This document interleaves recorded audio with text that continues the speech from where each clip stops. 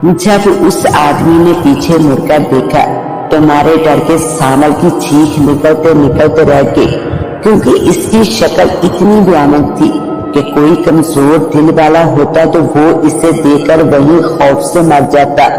इसकी शक्ल इतनी भयानक थी कि इसकी भवें बड़ी बड़ी और आंखों से आग के शोले निकल रहे थे। जुबान दो शाखा बाहर को लटक रही थी और खून इसकी जुबान से टपक रहा था, जैसे अभी अभी किसी का खून पीकर आया हो।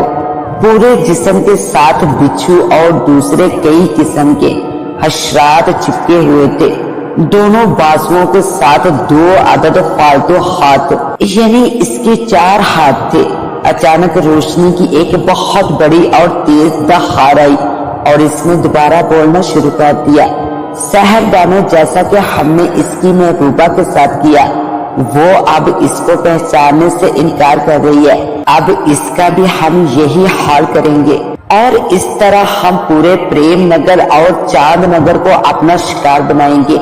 इस जिन ने कहा कि जाकर देखो सहरदानों, इसको होश आया है कि नहीं। सहर ने अदब से सर हिलाया और कहा, जो हुक्म बादशाह सलामत, मैं जाकर देखती हूँ। और सहर दरवाजे की तरफ चल दी। इधर बाहर सामर, जो ये सब बातें सुनकर दंग खड़ा था, इससे कुछ भी होश न था कि इसके साथ क्या हो रहा है। वो वही बुत बना खड़ा रहा।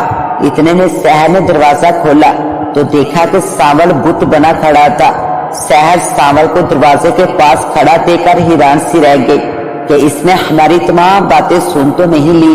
वो जल्दी से पीछे मुड़ी और तेज कदमों के साथ चलती हुई उस जिन के पास आई और बिखरी हुई सांसों से कहने लगी, बादशाह सलामत, वो क्या हुआ? ये वो क्या लगा रखी है?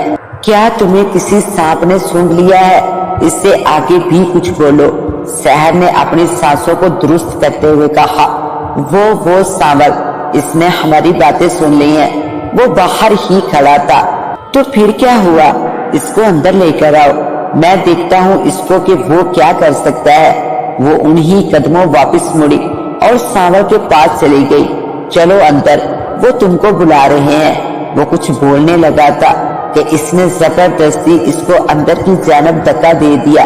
वो बहुत डरा हुआ था। अचानक इसका चेहरा तब्दील होने लगा और वो देखते ही देखते एक भयानक शक्ल की चुड़ैल बन गई। ये देखकर सांवल का दिल बंद होने लगा। इसने भागने की बहुत कोशिश की मगर इससे भागा ना गया, क्योंकि इसके पांव मनोभारी हो गए थे। अचानक उस जिन ने कहा, देख लड़के, हमने तेरी महबूबा के साथ बुरा सलूक किया है कि वो तुझे पहचानने से इनकार कर रही है। अब तेरी बारी है और इस तरह हम दोनों गांव को तबाह कर देंगे। वो तो इसकी किस्मत अच्छी थी कि वो बच गई। जब सांवल ने ये सुना तो इसकी आंखों में खून उतर आया। वो इस जिन को मारने के लिए आगे बढ़ा, लेकिन इससे खुद एक जोरदार थप्पड़ पड़ा जिससे इसके होश उड़ गए। वो थप्पड़ मारने वाली सहर चुड़ैल थी। इसने चिल्लाते हुए कहा, तू हमारे बादशाह जिन को मारेगा?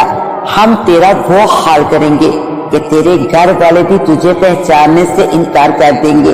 अचानक सांवल को इस कमरे से बहुत सारी चुड़ैलों के बैन करने की आवाजें सुनाई देने लगी।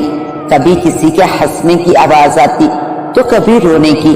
सांवल ने देखा कि कमरे के एक कोने में फर्श फटा और इसमें से अजीबो गरीब किस्म के हशरात निकलकर सांवल की तरफ बढ़ने लगे, जिनमें सांप, बिच्छू, छिपकली, लाल बेग और ना जाने क्या क्या, जिनकी शक्लें बहुत अजीब किस्म की थी। सांवल इन्हें देखकर बहुत डर गया। वो वहां से भागना चाह रहा था मगर इससे भागा न गया। वो जैसे ही सांवल के नजदीक पहुंचे तो अचानक एक जोरदार धमाका हुआ जिससे जलजला आने लगा।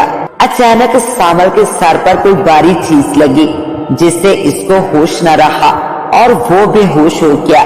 जब सांवल को होश आया तो खुद को इसने एक छोटी सी झोंपड़ी में पाया। सर पर चोट लगने की वजह से इसे कुछ भी ना याद रहा था कि इसके साथ क्या कुछ होता रहा था।